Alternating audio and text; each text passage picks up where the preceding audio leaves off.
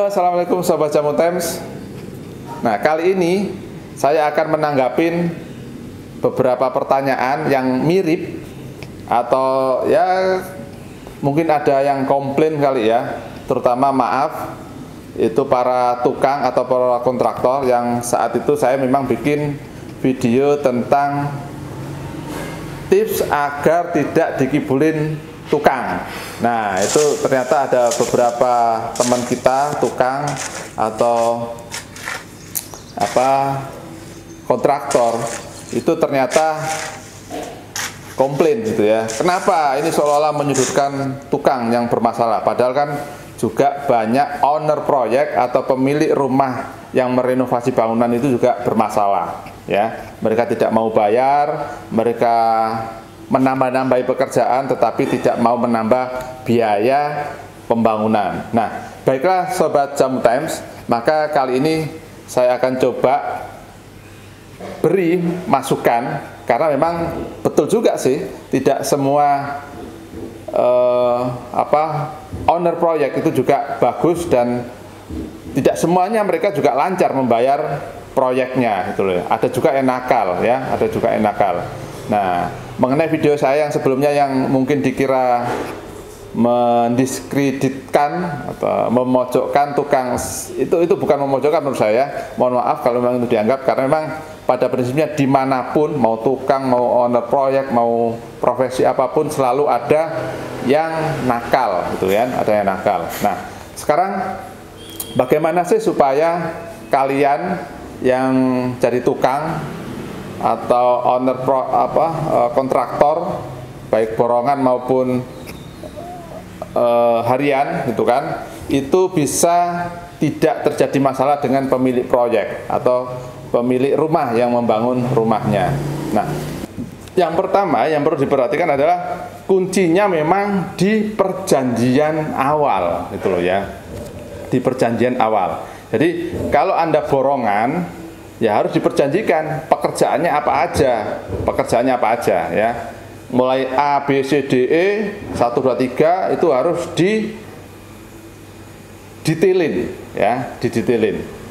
Misalkan pada hari ini saya tukang A dengan Anda misalkan pemilik rumah ini sepakat untuk melakukan renovasi atau membangun rumah, luasnya sekian, apa saja dikerjakan, nah bla bla bla bla, udah tanda tangan berdua, seperti itu.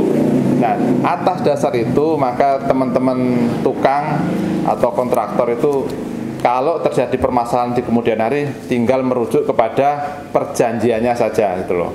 Pekerjaan saya ini Bu, pekerjaan saya ini Pak, jadi tidak bisa ditambah-tambah selain di pekerjaan itu. Memang sih kadang-kadang, sering juga pemilik rumah atau proyek, terutama yang pribadi ya, itu seringkali lebay gitu ya. Ya mohon maaf, seringkali nambah-nambahin pekerjaan yang di luar pekerjaan tukang atau pemborong atau kontraktor. Nah, ini juga kadang-kadang menjadi masalah di tukang kalau dia tidak ikutin pemilik rumah merasa tidak enak, tidak memberikan pelayanan. Tetapi kalau diikutin lama-lama kok nambah pekerjaannya nggak jelas, sehingga menambah waktu dan tentu saja menambah biaya kalau itu borongan tukang dan biaya. Nah, saya pikir kalau Anda tukang hanya memberikan pelayanan atau memuaskan pemilik rumah sih nggak masalah, tapi yang wajar-wajar saja. Tetapi kalau itu speknya atau pekerjaannya udah benar-benar di luar perjanjiannya, saya pikir perlu dibicarakan dengan baik supaya pemilik rumah paham bahwa itu memang bukan pekerjaannya gitu loh ya, seperti itu. Nah, jika sudah ada perjanjian, maka yang selanjutnya dilakukan adalah disiplin meminta pembayaran kepada owner proyek atau pemilik rumah. Jangan sampai misalkan Anda karena merasa nggak enak gitu kan, kemudian pembayarannya nanti saja gitu kan. Nah, saya pikir sama-sama disiplin. Anda sebagai tukang disiplin nagih, dan pemilik rumah juga harusnya dia segera membayarkan apa yang menjadi haknya tukang atau kontraktor. Katakanlah misalkan Anda janjian, kalau tukang harian misalkan itu mingguan, ya udah tiap minggu harus gajian. Kalau Anda borongan yang setiap minggu harus dibayar, ya tiap minggu harus Anda minta pembayarannya. Katakanlah kalau misalkan pemilik rumah atau ownernya bilang nanti aja ya, saya tunggu minggu depan. Nah, sebaiknya juga harus diperhatikan, ya. Bisa dibicarakan lagi. Kalau Anda yakin ya silakan, gitu ya, untuk sampai ditunda. Alasannya kenapa? Itu harus baik-baik diomongkan. Jangan sampai merasa nggak enak, sungkan, kemudian Anda pembayaran diutang, nggak dibayar, numpuk-numpuk, akhirnya pada saatnya karena pemilik bangunan itu tidak punya uang, uangnya mungkin habis untuk membeli bahan. Nah, itu Anda bagian tukangnya tidak jadi dapat kebagian uangnya. Nah, kenapa hal ini bisa terjadi? Memang banyak kok orang-orang atau pemilik rumah pribadi terutama ya, itu membangun rumah itu belum menyediakan uangnya secara full.